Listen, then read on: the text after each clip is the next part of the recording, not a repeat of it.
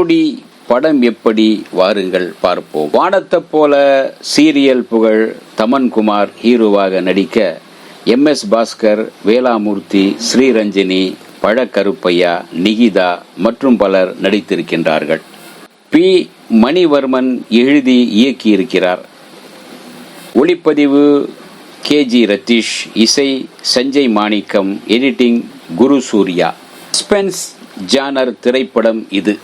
பெரும்பாலும் thriller suspense திரைப்படங்கள் ரசிகர்களை சலிப்பு தட்டாத வகையில் திரைக்கதை இருந்தாலே அது சக்சஸ் தான். அதே போல இந்த படத்தின் திரைக்கதையும் ஓடிக்கொண்டேதான் இருக்கிறது. அது சலிப்பு தட்டாத வகையில் செய்திருக்கின்றார் இயக்குனர்.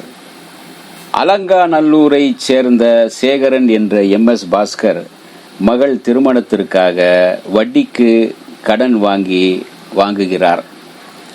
வாங்கிய அந்த கடனை கட்ட முடியாமல் தவிக்கும் அதே நேரத்தில் அவருடைய கடன் வட்டி குட்டி போட்டு அது பெருகிக் கொண்டே இருக்கிறது. ஒரு கட்டத்தில் வட்டி கட்ட முடியாமல் தவிக்கின்றார். அதனால் பணம் கொடுத்த ரியல் எஸ்டேட் மாஃபியா போல அடாவடி செய்யும் வேலாமூர்த்தி சேகரனின் நிலத்தை பறித்து கொள்கிறார். இன்னும் 6 மாதத்தில் உங்களுடைய 8 லட்சம் ரூபாய் கொடுத்து நான் இந்த நிலத்தை மீட்டுக் கொள்கிறேன் என்று சபதமிட்டு வருகிறார். அதே போல அந்த 8 லட்சம் ரூபாய் சேர்ப்பதற்காக ஒவ்வொருவரிடம் தனக்கு தெரிந்தவர்கள் தெரியாதவர்கள் நண்பர்கள் மூலம் பணத்தை திரட்டுகிறார். ஒரு வழியாக பணமும் அவரை எடுத்துக்கொண்டு சென்று நிலத்தை மீட்டுவிட அவர் நினைக்கின்றார். அதே சமயத்தில் திடீரென்று சேகரன் காணாமல் போகிறார். கணவனை காணவில்லை என்று மனைவி ஸ்ரீரஞ்சனி போலீசில் புகார் அளிக்கிறார். இன்ஸ்பெக்டர் பரிதி இளமாறன் என்கின்ற தமன்குமார் விசாரணையை முடுக்கிவிடுகிறார். அடிதடி ஆட்களான வேலாமூர்த்தியின் ஆட்களை போலீஸ் கைது செய்கிறது. இதனால் அந்த பகுதி MLA பழக்கருப்பையா கோபத்தில் குதித்து எழுகிறார். அதே சமயத்தில் பார்வதி என்கிற நிகிதா இளம்பெண் கொல்லப்படுகிறாள். அந்த பெண் கொல்லப்படுவதற்கு காரணம் அவள் ஒரு கர்ப்பமாக இருக்கிறாள். அந்த கர்ப்பத்திற்கு யார் காரணம்? அவளை கொன்றது யார்?